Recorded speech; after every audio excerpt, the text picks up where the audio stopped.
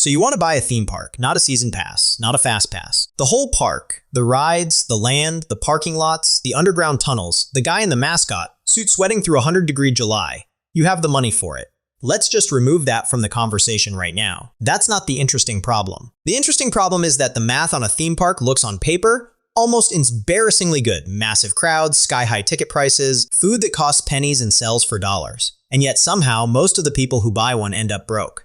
Not metaphorically broke, actually broke. Or worse, still open, still smiling in the commercials, quietly bleeding cash every single season while nobody watching from outside the gates would ever guess it.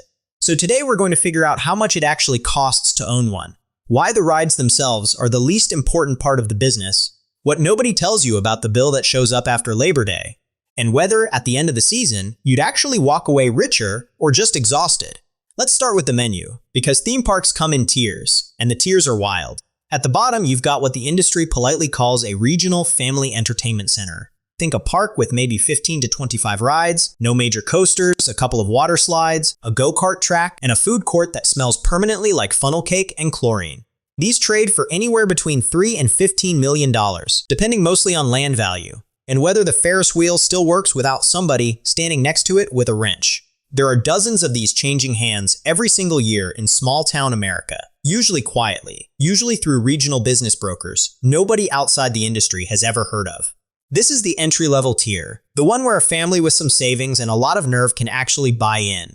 One tier up, you're in true regional park territory, the Cedar Points, the Kings Islands, the Six Flags locations of the world. These are $20 to $50 million operations on the low end, climbing past $100 million depending on attendance, brand recognition, and how many record-breaking steel coasters they're currently advertising on the highway billboards. This is the tier where a single new roller coaster, one ride, one attraction, can cost $30 million by itself before you've sold a single ticket to ride it. Sounds impressive. Here's the catch. At this size, you're not really competing on charm anymore. You're competing on capital expenditure, and the arms race never stops. Then there's the mega tier, and this is where the numbers stop feeling real. Universal opened Epic Universe in Orlando in 2025, and the reported price tag on that single park, one property, was north of $7 billion.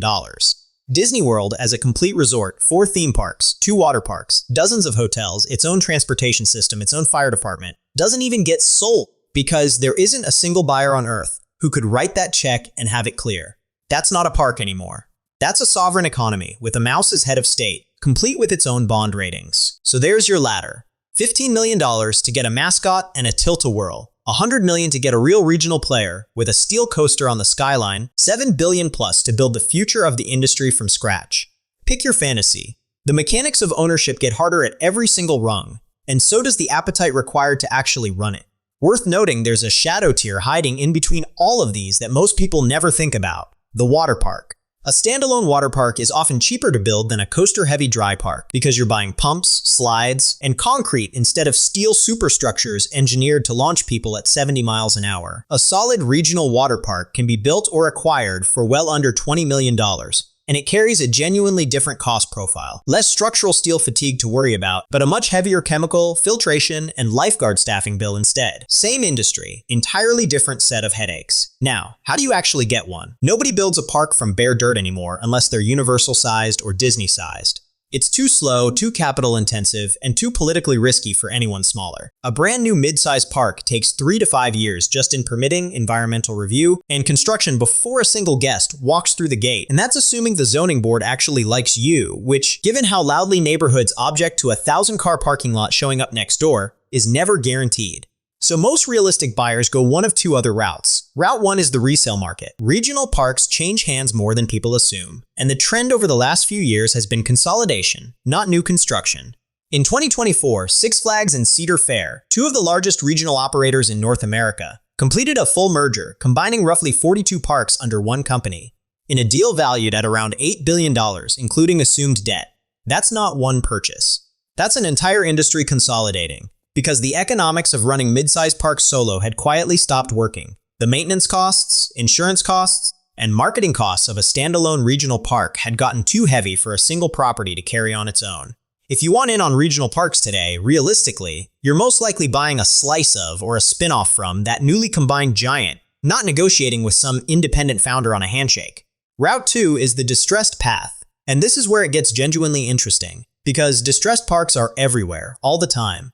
Small family parks close constantly and quietly, usually because of an aging owner with no succession plan, a lawsuit that drained the reserves, or an insurance premium that finally, after years of creeping upward, broke the business model entirely. You can pick up land, infrastructure, and even existing ride inventory for a fraction of replacement cost. Sounds like a steal. Here's the catch, and there's always a catch. Used roller coasters require full recertification before they can reopen to the public. Some ride manufacturers flatly won't support equipment that's changed hands without their direct involvement in the transfer, and more often than not, the discount park comes with years of deferred maintenance that eats your entire acquisition savings in year one alone. You didn't buy a bargain, you bought somebody else's unpaid bill with better branding. There's actually a third, quieter route that experienced operators favor over both of these, the license deal. Instead of buying land and steel outright, you license an established brand, a well-known coaster manufacturer's name, a media franchise, sometimes even an entire operator's playbook, and build or convert a park under that umbrella, paying ongoing royalties instead of one enormous upfront check. It caps your downside if the location underperforms, but it also caps your upside forever, since a meaningful slice of every dollar that comes through the gate is contractually owed to somebody else before you ever see it. Now let's talk about the bill nobody puts in the brochure. On the surface, a theme park looks like it prints money. $50, $80, $120 a ticket times tens of thousands of people a day times an entire summer of operating days. Sounds like a cash machine sitting behind a turnstile. Here's the pivot, and it's the one that catches every first-time owner off guard. That revenue is completely real, but so is one of the most brutal cost structures in the entire leisure industry. Start with insurance. Liability coverage for a park running major steel coasters routinely runs into the millions of dollars annually, and this is the part that feels almost unfair. That number moves every single time there's a high-profile incident anywhere in the industry, even at a park you have nothing to do with. 3 states away. One accident at a competitor's park can spike premiums across the entire sector, because insurers price the whole category, not just your specific track record. Then there's maintenance, and this is the line item that ends careers. Every ride, every single one, requires daily pre-opening inspection, scheduled teardown on a strict cycle, and periodic full recertification set by manufacturers and state or provincial regulators. A single major coaster can cost anywhere from $500,000 to well over $1 million a year just in upkeep, specialized labor, inspection fees, and the lost revenue from downtime while it's closed for service. Multiply that across a dozen major attractions on a mid-sized property, and you're deep into 8 figures before you've even fixed the funnel cake machine that broke down on opening weekend. Labor is its own monster, and it's gotten heavier, not lighter, in recent years. Seasonal parks need thousands of workers concentrated into roughly 100 operating days a year, which means constant hiring, constant training, and constant turnover, because you're rebuilding most of your workforce from scratch every single spring. The wages required to actually attract seasonal staff have climbed hard since 2020, and some regional parks now report labor as their single largest operating expense line, ahead of ride maintenance, ahead of insurance, ahead of everything. Sounds cheap compared to a $30 million coaster?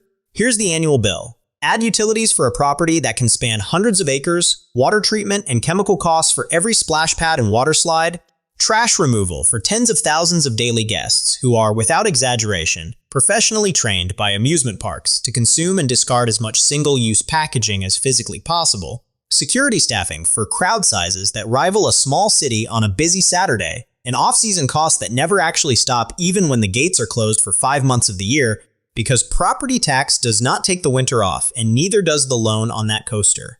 Add it all together, and you land on a number that shocks first-time owners every time. A mid-sized regional park can easily burn $20 to $40 million a year just to exist, before a single dollar of actual profit gets calculated. The rides aren't the expensive part of this business. Staying open is the expensive part. And there's one more line item almost nobody budgets for correctly the first time around: marketing. A regional park is fighting for the same discretionary summer dollars as movie theaters, water parks down the road, and increasingly, just staying home and streaming something for free. That means a constant expensive drumbeat of local television spots, billboard buys, and social media campaigns every single spring to remind an entire metro area that the park exists and has a new coaster this year. Skip a season of marketing to save money, and attendance doesn't just dip, it can fall off a cliff, because the entire industry runs on the assumption that this year's biggest thrill yet headline gets repeated loudly enough to move the needle. By the way, is exactly the kind of expense that quietly makes sense to bundle with a sponsor. Because the moment you're already explaining to a viewer how much it costs to protect thousands of guests' personal data through a modern ticketing and pass system, You're one sentence away from talking about identity protection in general, which is precisely the kind of natural bridge these videos tend to lean on before cutting back to the numbers. So how does the money actually work if the cost structure is this brutal? Here's the reframe, and it's the whole thesis of the industry.